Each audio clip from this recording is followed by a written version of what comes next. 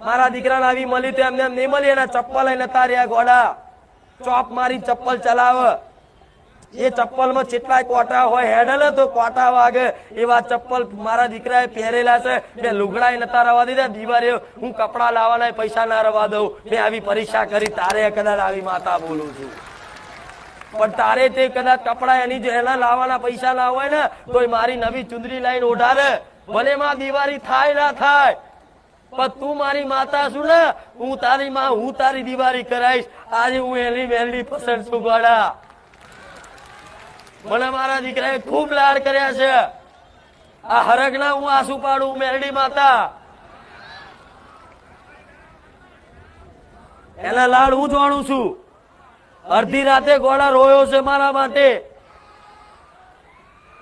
અડધી રાતે એકાંતમાં બેહી અને હરકના આંસુડા પડે મારી મેરડી ચોસું, મને તારા વગર ગમતું નહીં.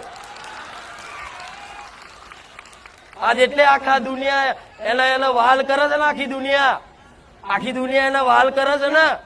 તમે માડી તરીકે એના વાલ કેટલા કરો છો, માનો છો ને? એને જે ભાવતી વસ્તુ ખાલી બોલી જાવ ને તો આવતા રવિવાર ઢગલો થઈ જાય. આ પ્રેમચંદ તમે નહીં હાલતા, હું મેલડી તમને મગજમાં વસીને મારા દીકરા લાડ કરું છું.